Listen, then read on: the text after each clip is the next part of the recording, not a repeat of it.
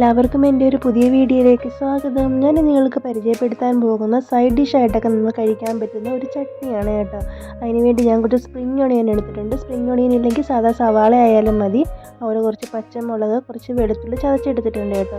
Main വേണ്ടത് tomato ആണ്. Tomato നമ്മളിതാ ഇതുപോലെ അരിഞ്ഞെടുത്തിട്ടുണ്ട്. നല്ല പഴുത്ത ടൊമാറ്റോ ആണെങ്കിൽ ഒത്തിരി നല്ലതാണ് കേട്ടോ. അതിനുശേഷം ഞാനൊരു പാൻ വെച്ചിട്ടുണ്ട്. പാനിലേക്ക് നമുക്ക് കുറച്ച് ഓയിലിട്ട് കൊടുക്കാം കേട്ടോ. ഓയിലിട്ടതിന് ശേഷം ഓയിലൊന്ന് ചൂടായി വരുമ്പോൾ നമുക്ക് അതിലേക്ക് കുറച്ച് ജീരകം ഇട്ട് കൊടുക്കാം. ഈസി ആയിട്ട് നമുക്ക് എളുപ്പം റെഡിയാക്കി എടുക്കാൻ പറ്റുന്ന ഒരു ചട്നിയാണ്.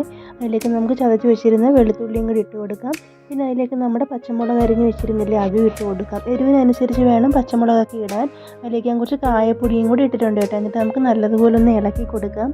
ഇനി നമുക്ക് അരിഞ്ഞ് വെച്ചിരിക്കുന്ന സ്പ്രിംഗ് ഒണിയനോ അല്ലെങ്കിൽ സവാള ആയാലും മതി, നമുക്ക് അതിലേക്ക് ഇട്ട് കൊടുത്ത് നല്ലതുപോലെ ഒന്ന് ഇളക്കി കൊടുക്കാം.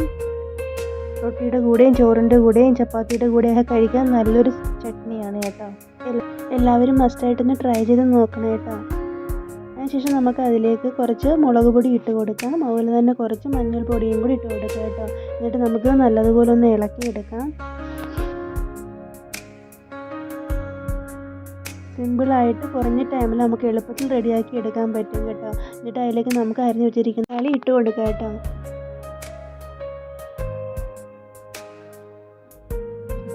നല്ല ഹെൽത്തിയുമാണ്, ടേസ്റ്റിയുമാണ് കേട്ടോ. എല്ലാവരും മസ്റ്റായിട്ടൊന്ന് ട്രൈ ചെയ്ത് നോക്കണം. എന്നിട്ട് നമുക്ക് അതിലേക്ക് ആവശ്യത്തിന് ഉപ്പും കൂടി ഇടാം. എന്നിട്ട് നല്ലതുപോലെ നമുക്ക് ഇളക്കി കൊടുക്കാം കേട്ടോ.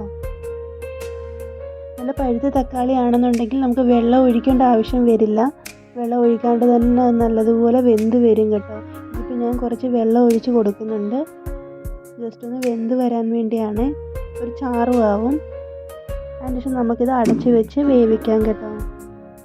2-3 മിനിറ്റ്സിനുള്ളിൽ നമുക്ക് എളുപ്പം റെഡിയാക്കി എടുക്കാൻ പറ്റുന്ന ചട്നിയാണ് കേട്ടോ. എല്ലാവരും മസ്റ്റായിട്ടൊന്ന് ട്രൈ ചെയ്ത് നോക്കണം. അതായത് ഇടയ്ക്കിടയ്ക്ക് ഇങ്ങനെ ഒന്ന് ഇളക്കി കൊടുക്കണം കേട്ടോ. അതായത് നമ്മൾ ചട്നി റെഡി ആയിട്ടുണ്ട്. നല്ലതുപോലെ ഉടഞ്ഞൊക്കെ വന്നിട്ടുണ്ട് കേട്ടോ.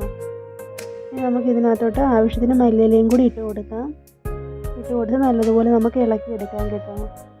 ട്രാവലൊക്കെ പോകുന്ന ആൾക്കാരാണ് ഇത് കൂടുതലായിട്ടും ഉണ്ടാക്കുന്നത്. ട്രാവലൊക്കെ പോകുന്ന ആൾക്കാർക്ക് കറിയായിട്ട് കൊണ്ടുപോകണമെന്നുണ്ടെങ്കിൽ നമ്മൾ ഉള്ളി ഇടാതിരുന്നാൽ മതി കേട്ടോ. ഉള്ളി ഇട്ടാൽ പെട്ടെന്ന് വളിച്ചു പോകും. ഉള്ളി ഇടാതെ നമുക്കിത് ഉണ്ടാക്കിക്കൊണ്ട് പോകാം എവിടെയെങ്കിലുമൊക്കെ പോകുമ്പം കേട്ടോ. വീഡിയോ ഇഷ്ടപ്പെട്ടാൽ എല്ലാവരും സപ്പോർട്ട് ചെയ്യുക. Thank you.